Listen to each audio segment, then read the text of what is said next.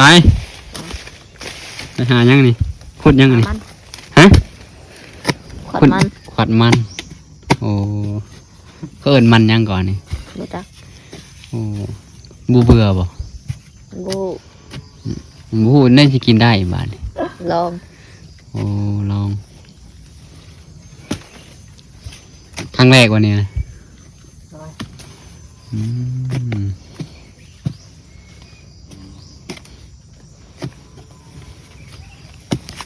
ก็บักงานนี่ก้อยว่าจักอันเซมานีนกำลังขุดมันขุดมันคือเนาะมันดงนะมันป่ามันดงมันที่เกิดจากธรรมชาตินี่นะมันก้อยเป็นอะไรโบเมนมันก้อยนี่นะมันก้อยเอิ้นว่ามันจักมันยังแหละเอิ้นแต่ว่ามันอยู่ป่าอยู่ดงมันที่เกิดจากธรรมชาติโดยโบเมนคนปลูกเกิดจากธรรมชาติทางนั้นแต่ว่ามันตัวนี้เนี่ยจะเป็นสอยาวๆถ้าเบิ่งหลังจากจัวที่เขาเจ้าขุดแล้วมันสิเป็นแบบใดเนาะเดี๋ยวจะพากันมาเบิ่งบางคนอาจจะเคยเห็นและบางคนอาจจะเคยกินมาแล้วมันอันนี้แต่ว่าผู้ใดฮู้ชื่อมันก็บอกนี่เด้อผ่านคลิปวิดีโอ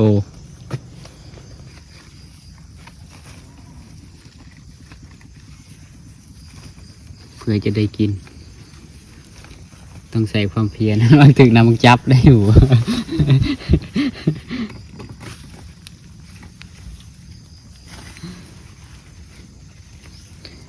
ความเพียรของสมณีนหลายมือหลายวันขาดวิตามินซีขาดน้ำหวานขาดน้ำปนะต้องได้ลงมือเองนะ ที่นี่บ่มีบอนซื้อที่นี่บ่มีบอนซื้อเด้อออกต้นยันยงมีเงินก็ใส่บ่ได้อยู่ป่าอยู่ดง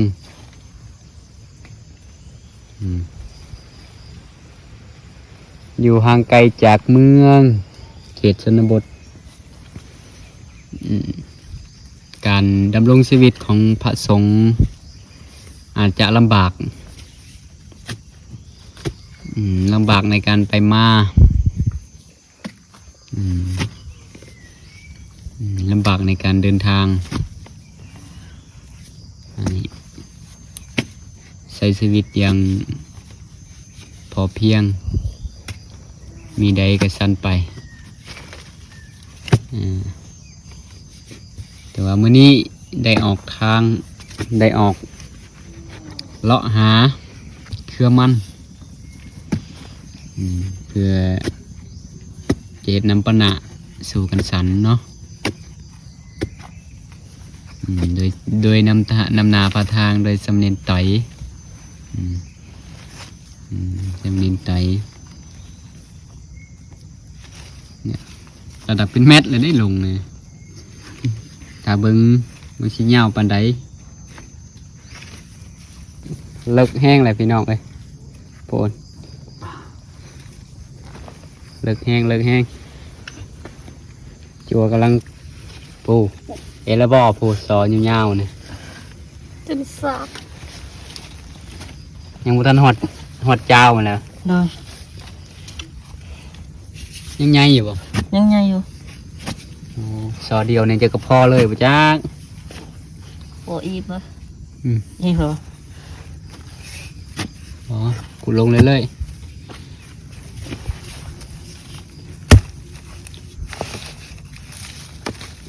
ขนาดขุดจ่อเลยมันบริยากได้ได้มันอันนี้นะเพราะว่ามันยาวมันสักลงที่ดินไปเลยบางคนอาจจะเอิ้นว่าเผือกก็ได้คล้ายๆเผือกนะมันอันนี้นะคล้ายๆเผือกมันปลาเอาคานี้ก็พอแล้ว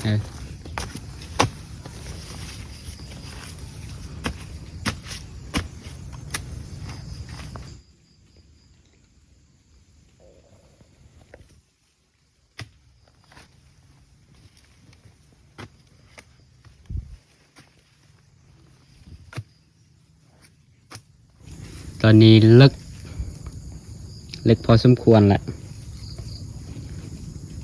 จัวกำลังปฏิบัติงาน ตายใส่แน่ เนาะ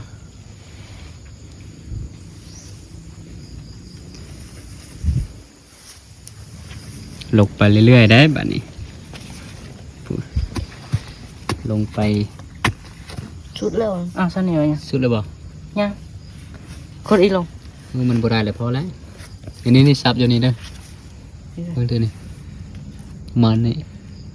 ก็เดี๋ยวเอาออกก่อน บอกว่าบ่ออกแล้วน่ะเอาไว้ให้มั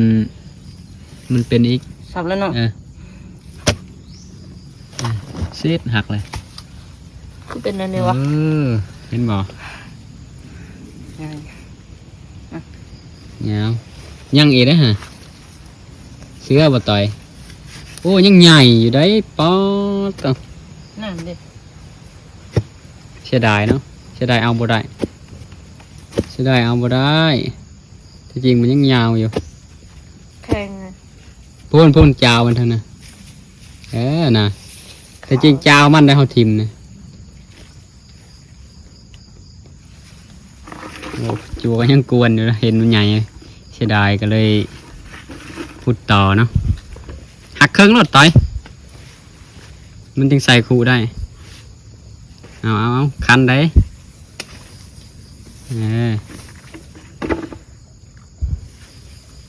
พอแล้วสินะ พอ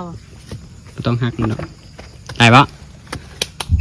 จึงใช้ชิบได้แล้วตัวนะ เอามาดูเลย พอ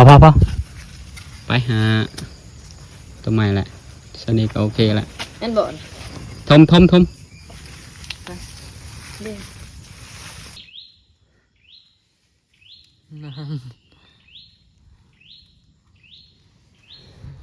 คือต่อยวะ คือตาย ลูกนกอีหยัง ยังไม่ทันได้เป็นฮะเจ็ดโต3 โตเลยเอาเข้าไป ได้แม่มันเด้โบแมนได้ค่ะโบแมนตัวนี้แม่มันน้อยลูกใหญ่เลยเด้มันหอมลูกใหญ่ลูกนกใหญ่ เดี๋ยวมือทางจะไปจอบเบิ่งว่ามันจะอยู่คือเก่าอะมันอยู่แล้วมันสิพาได้ลูกมันได้ มันทาลูกมัน นี่เป็นนั่นโอ้มันนี่มารบกวนแล้วมัน โบแมนนะมันหอม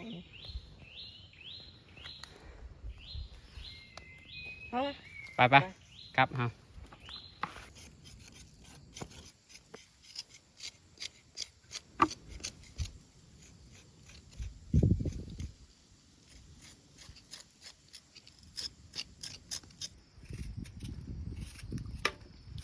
หลังจากที่ได้ขุดมาแล้วล้างมาแล้วเราก็ต้องมาพานเพื่อเราจะต้มถ้าเราผ่านแล้วมันจะเปื่อยไว้